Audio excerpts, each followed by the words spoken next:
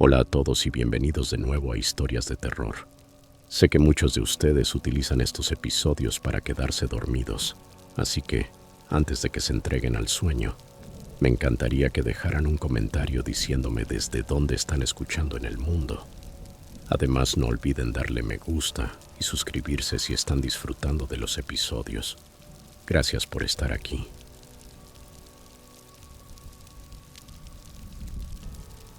Historia 1. Cuando era niño, vivía en Lituania, un pequeño país de Europa del Este que en aquel entonces me parecía su propio mundito aparte. Cuando tenía unos 5 años, mis padres decidieron mudarnos. Yo, mis 3 hermanas y ellos, dejamos una ciudad portuaria relativamente grande para irnos a una zona rural tranquila, bien metida en el campo. Creo que de verdad pensaban que sería un lugar más sano y seguro para criar a los niños. Y en muchos sentidos acertaron.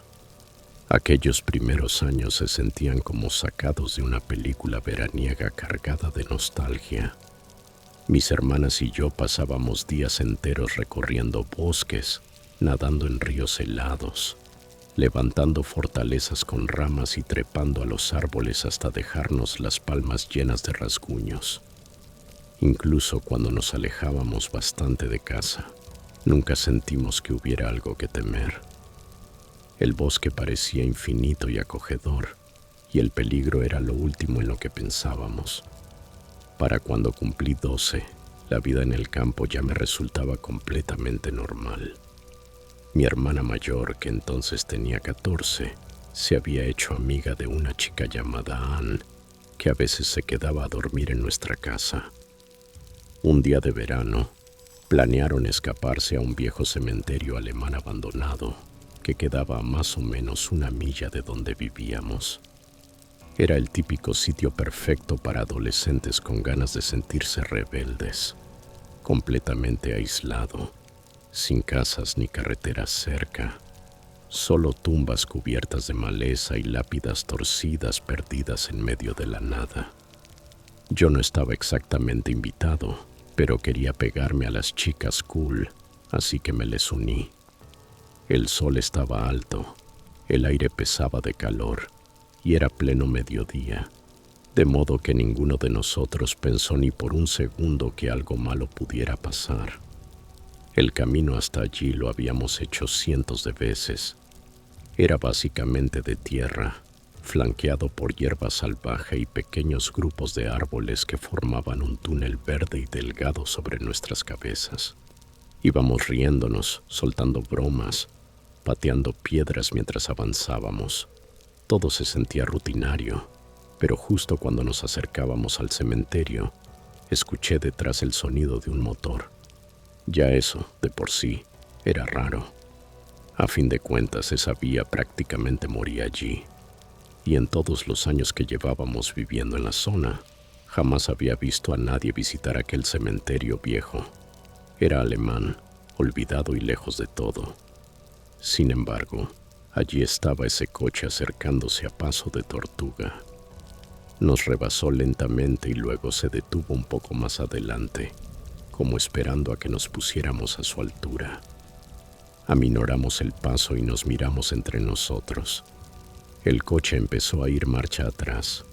Dentro iban 5 hombres jóvenes, todos apretujados en los asientos, con la mirada clavada en nosotros.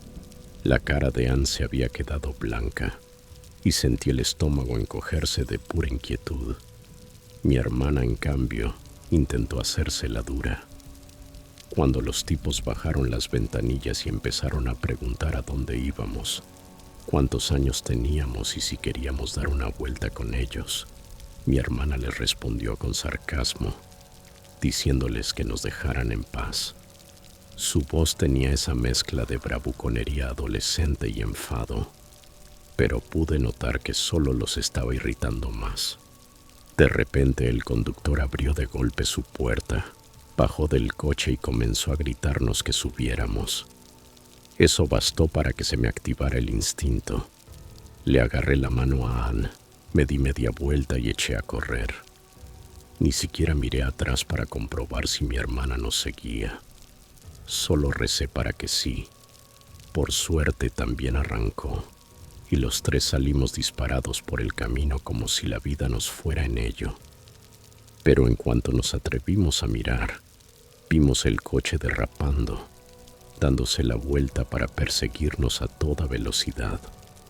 Los hombres gritaban cosas que no alcancé a entender, sus voces rebotando entre los árboles. El pánico me subió a la garganta. Era imposible que fuéramos a correr más rápido que un coche. Entonces me cayó la ficha. La única forma de escapar era salirnos de la carretera. Le grité a Annie y a mi hermana que nos metiéramos al bosque.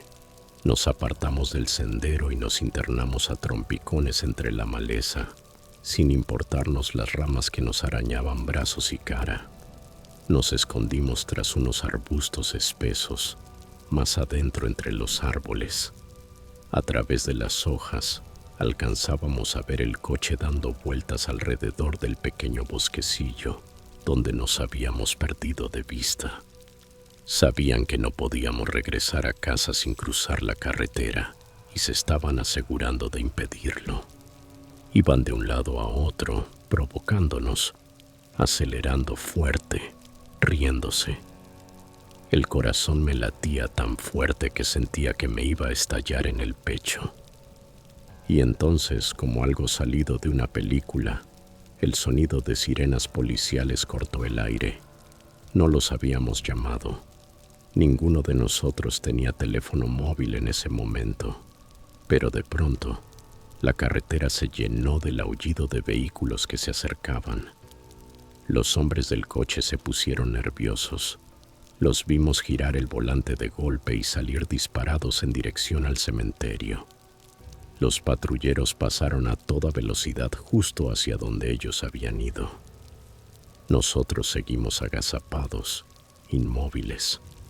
Unos segundos después retumbaron varios estruendos desde el cementerio. Disparos. Sin mediar palabra nos levantamos y corrimos a casa tan rápido como pudimos. Hasta el día de hoy no sé quiénes eran esos tipos, si llevaban armas o qué pasó exactamente después de que la policía los persiguiera. Nunca se lo contamos a nuestros padres. Estábamos aterrados de que nos castigaran por habernos escapado. Han pasado 9 años. Ahora tengo 21. Vivo en Noruega con mi familia. Y aún pienso en aquel día. Detuvieron a esos hombres. ¿Alguien recibió un tiro? ¿O simplemente desaparecieron de nuevo por el mundo, buscando a otra persona a la que apuntar? Nunca lo sabré, pero agradezco haber salido de allí, porque mirándolo con perspectiva, es evidente que esos tipos no estaban solo fastidiándonos. Querían llevarnos a algún sitio. Y si las sirenas no hubieran sonado justo cuando lo hicieron, dudo mucho que hubiéramos logrado volver a casa.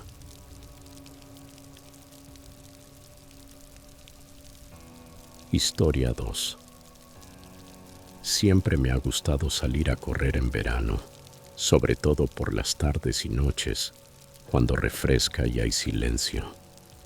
Esto pasó como una semana antes de empezar la secundaria. Aquella mañana me prometí a mí misma que correría más tarde, pero claro, lo olvidé por completo hasta que eran alrededor de las 9 de la noche. El sol ya se estaba poniendo, aunque me dije que no pasaba nada. Haría mi hora habitual y estaría de vuelta antes de que oscureciera del todo. Vivía a las afueras, en una zona tranquila donde todos se conocían, así que la seguridad no me preocupaba demasiado. Siempre pensaba que las chicas que cruzaban la calle para evitar a tipos con pinta sospechosa eran exageradas. Solía bromear con que yo sabía cuidarme sola. Resultó que era bastante más ingenua de lo que creía. La carrera empezó normal. El aire estaba tibio, los grillos chirriaban y todavía distinguía bien el camino de la pista. Al rato pasé junto a 2 chicos adolescentes que iban andando delante de mí. Nada raro. Les hice un gesto con la cabeza y seguí. Cuando por fin llegué al punto donde solía dar la vuelta, cerca de un pequeño cementerio, estaba más oscuro de lo que esperaba. Me detuve bajo un árbol junto a la verja para recuperar el aliento. Esta vez no me senté en el banco porque estaba pegado a la valla y la sombra alrededor era muy densa. No estaba realmente asustada, solo intranquila. Curiosamente, en ese momento me preocupaba más que alguien saltara desde detrás del cercado que cualquier otra cosa. Me quedé allí unos minutos, bebiendo agua y escuchando cómo el viento movía las copas. Una bicicleta pasó por la carretera de enfrente, solo un faro deslizándose en la oscuridad. Ese era el mismo camino por el que volvería a casa, así que pensé que era buen momento para regresar. Para entonces casi no se veía nada, apenas distinguía 2 metros por delante.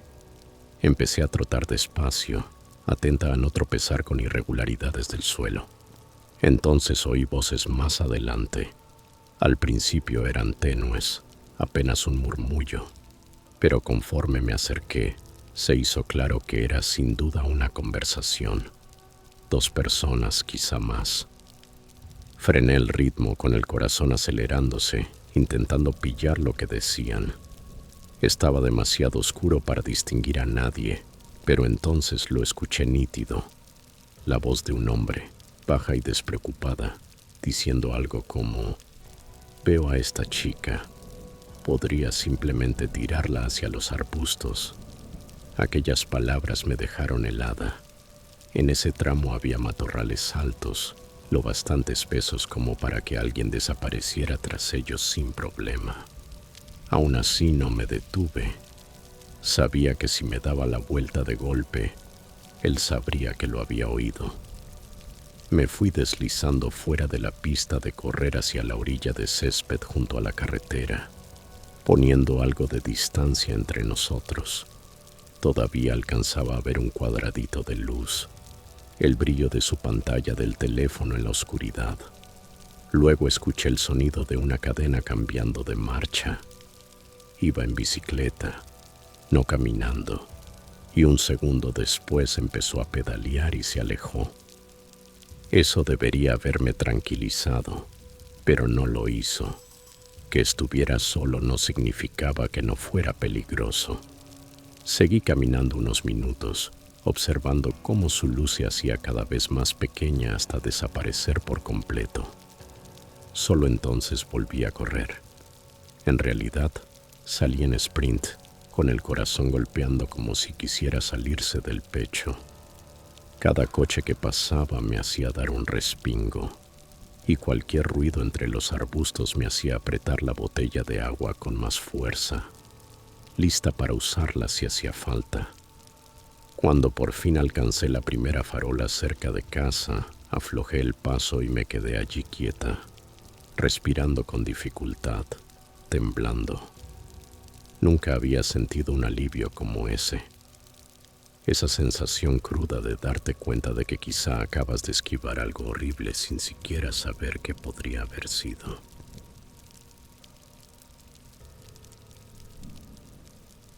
Historia 3. Ahora tengo 19 años. Soy un hombre trans y más bien bajito. En el porche la luz tenue apenas parpadeaba. Antes de salir deslicé mi navaja favorita en el bolsillo interno de la chaqueta. Las colecciono, pero aquella noche la llevaba más por consuelo que por otra cosa. También me aseguré de dejar encendidas las luces del salón y del porche, para que diera la impresión de que alguien más seguía en casa. El aire estaba cálido y quieto, típico del verano, y nuestro paseo empezó exactamente como me gusta, tranquilo, con una charla fácil de esas en las que casi olvidas que ya es tarde. No fue hasta que pasamos junto al cementerio cuando me volvió la inquietud. Nuestra ruta siempre nos hace bordear uno de los camposantos de la zona. De día pasa desapercibido, pero de noche es un bloque enorme de oscuridad tras árboles altos. Allí está enterrado mi mejor amigo del instituto, lo que añade otra capa de peso al lugar. Por eso, siempre guardo silencio al cruzarlo, como una mezcla instintiva de respeto y desasosiego. Llegamos a su casa sin contratiempos. Nos despedimos con "te quiero", y él me pidió que tuviera cuidado de regreso. Le dije que sí, como siempre, y emprendí el camino de vuelta en solitario.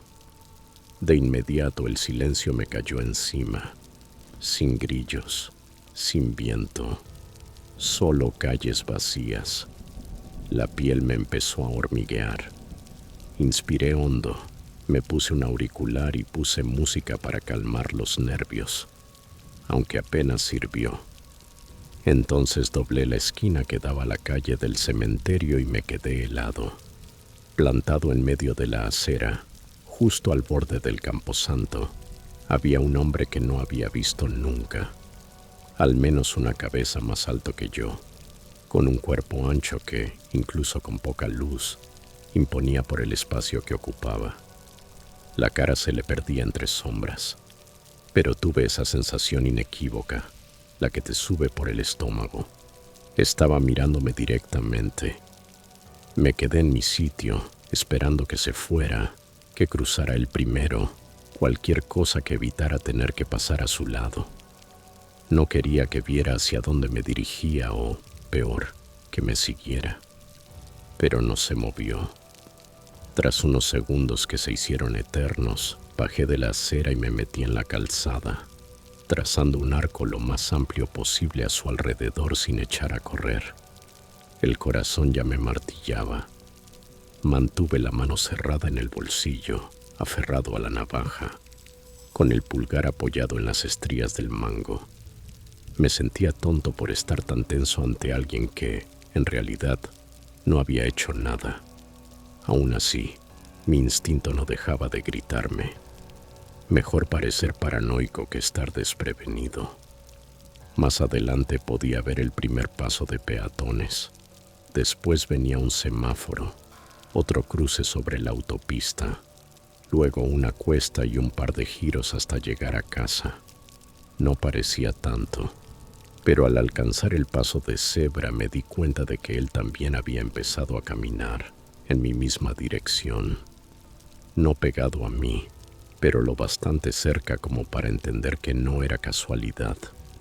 Se me encogió el estómago. Sin pensarlo, crucé la calle antes de tiempo, trotando rápido hacia la otra acera. Me pareció oírle gritar algo, pero no me detuve a escuchar. Ni siquiera esperé la luz verde en el cruce de la autopista. Miré a ambos lados, no venía nada, y crucé a toda prisa. En lo alto de la colina me permití una ojeada atrás. Efectivamente, él también estaba cruzando la autopista en la misma dirección que yo había tomado. Fue entonces cuando giré en seco por una calle lateral, con la esperanza de que no me hubiera visto, y corrí a toda velocidad el resto del camino a casa.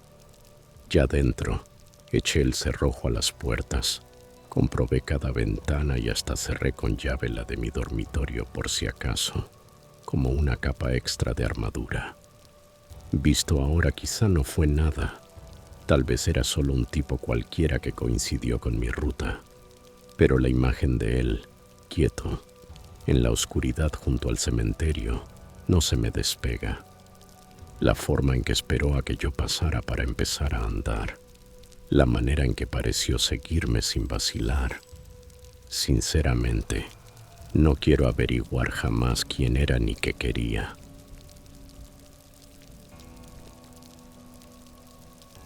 Historia 4. Esto ocurrió cuando estaba en mis 20 y pocos. En algún momento entre 2008 y 2010, un grupo de nosotros nos fuimos de campamento al área silvestre Charles E. Deem, en el Bosque Nacional de Hoosier.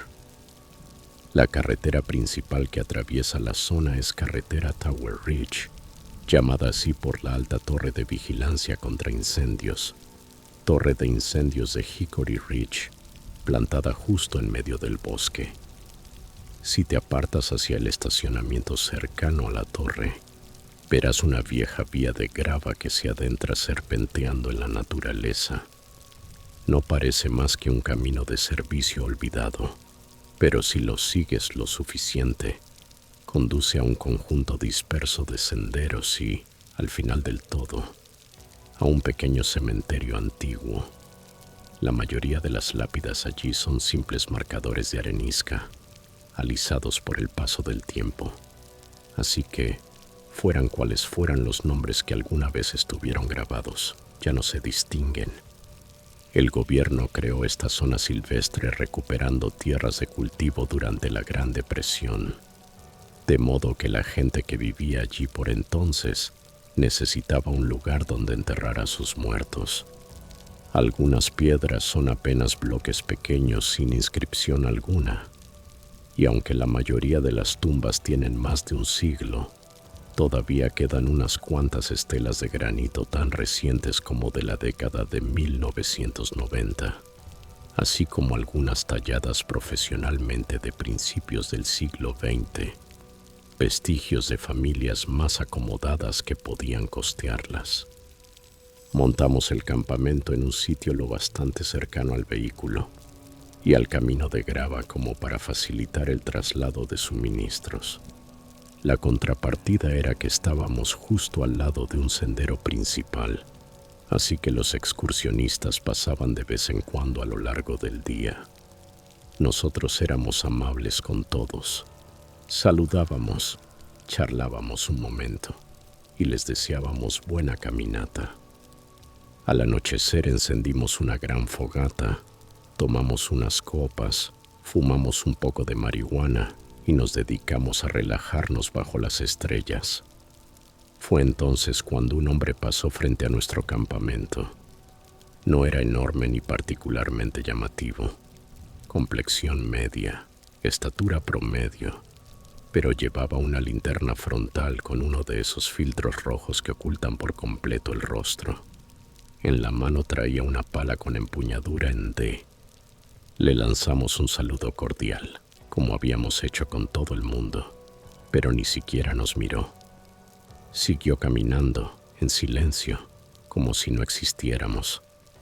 El momento se sintió raro, pero nadie dijo nada. Al poco rato, la conversación volvió a lo que sea que estuviéramos comentando antes. La mañana siguiente amaneció despejada y fresca, una de esas mañanas perfectas de acampada, con cielo azul y canto de pájaros. Como de costumbre, yo desperté antes que los demás. Normalmente me habría puesto a preparar café, pero, cosas de tener veintitantos, habíamos traído abundante alcohol y nada de café. Tras quedarme de pie un rato, inquieto, decidí hacer la caminata de 1 milla por ese viejo camino de grava para ver el cementerio a la luz del día. No desperté a nadie ni dije a dónde iba. El día era tan agradable que no se me ocurrió que algo pudiera salir mal. El paseo fue apacible, el aire fresco y los árboles se alzaban formando un techo sobre mí. Pronto llegué al cementerio, que estaba tras una valla de malla metálica a la altura de la cintura, con un portón. Corrí el pestillo y entré. Cerca de la entrada había unas cuantas lápidas de piedra caliza y, cuando me aproximé a una de ellas, sentí que el estómago se me hundía. La tumba había sido removida.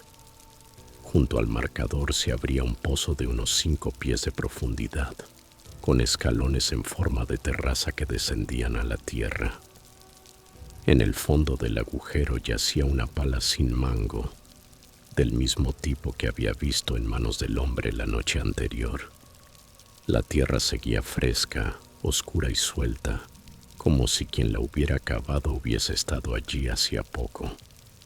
Me agaché para examinar la lápida, pese al mal presentimiento.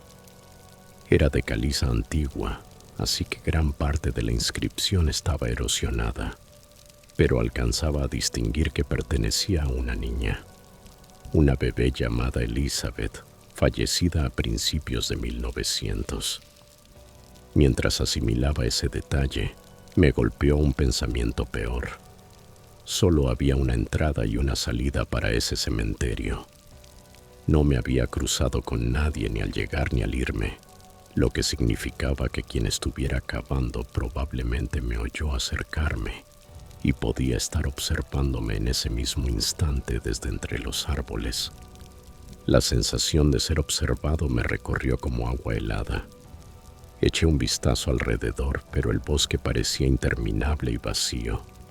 El corazón se me aceleró y me dirigí hacia la verja, caminando rápido, pero intentando no dar la impresión de estar huyendo. En cuanto perdí de vista el cementerio, apreté el paso, casi marchando a toda prisa de vuelta al campamento.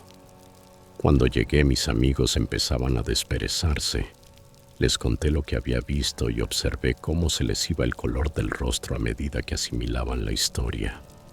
Tras una breve discusión decidimos que era mejor recoger e irnos en lugar de pasar otra noche allí. Al llegar al área de aparcamiento, notamos un letrero en la puerta del camino de grava con un número de teléfono del encargado del cementerio. Llamamos de inmediato y yo le relaté lo sucedido a la persona que contestó. Unas horas después, la oficina del sheriff del condado de Lawrence me devolvió la llamada para pedir mi versión de los hechos. Dijeron que enviarían a un agente a revisar el cementerio. No volví a saber de ellos y no tengo idea de qué encontraron, si es que hallaron algo.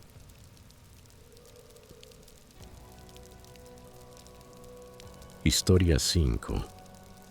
Esto le ocurrió a mi madre y a mi abuela hace aproximadamente una década, en un cementerio de un pequeño pueblo en la Escocia rural. Cada Navidad, tienen como tradición familiar llevar flores frescas a las tumbas de mis bisabuelos y de algunos otros parientes que reposan allí.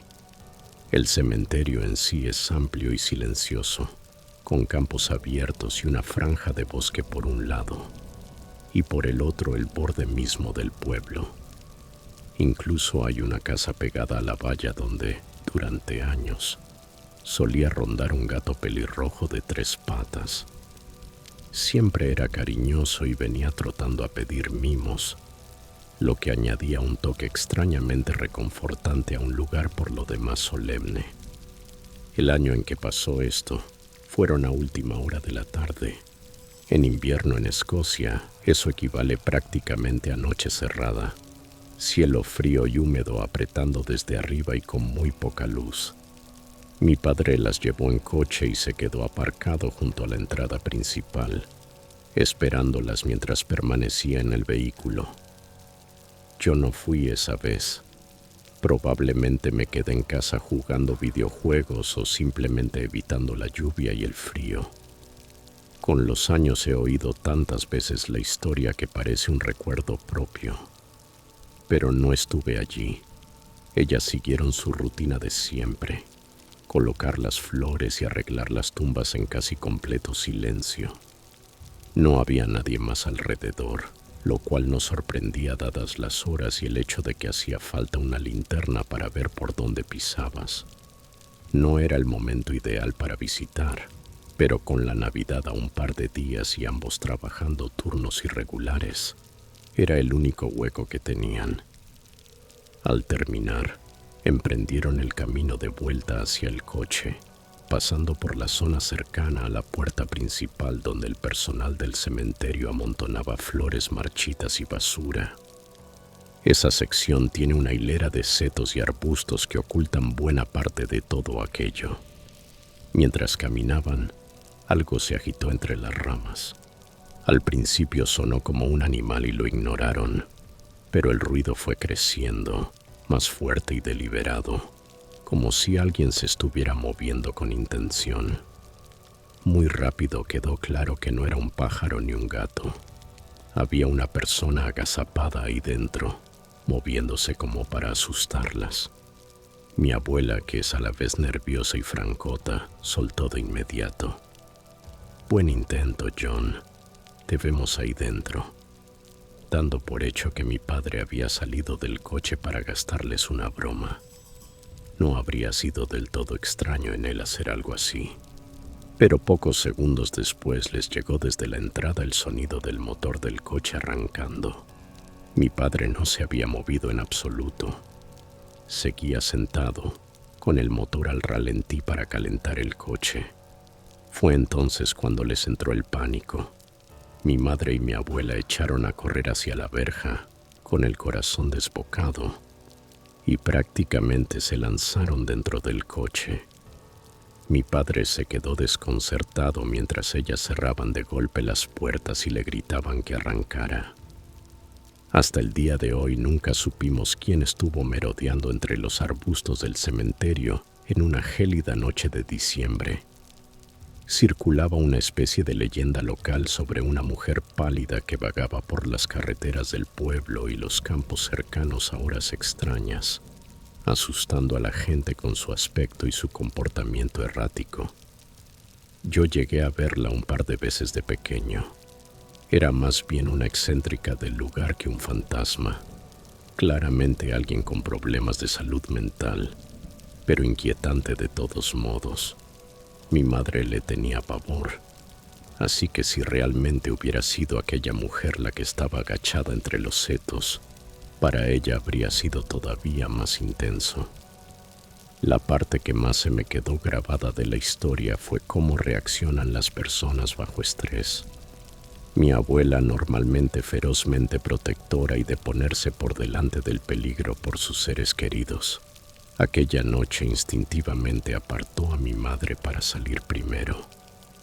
El miedo hace cosas extrañas con la gente, sobre todo cuando te pilla desprevenido.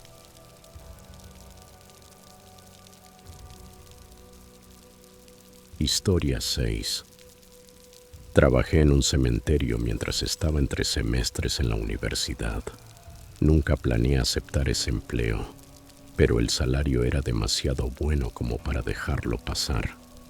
Al principio me resultaba raro estar rodeado de tumbas todo el día, pero con el tiempo empezó a sentirse como pasar la jornada en un parque enorme y silencioso. Durante mi estancia allí ayudé a llevar a cabo más de 200 funerales y siempre lo viví como una especie de deber. Acompañar a las familias en su duelo, darles cierre y honrar a quienes habían fallecido. Hubo dos momentos en particular que se me quedaron grabados como verdaderamente inquietantes.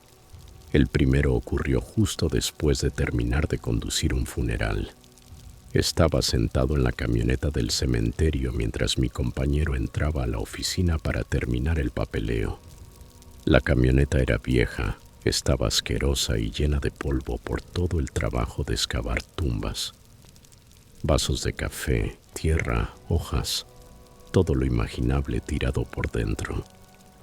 Entonces se acercó un hombre mayor y me hizo una pregunta sobre cómo localizar una tumba. Nada fuera de lo común. Mount Pleasant es enorme y casi imposible orientarse sin ayuda. Estaba a punto de responderle cuando de pronto la puerta lateral se abrió de golpe y una mujer mayor saltó adentro, señalándolo directamente.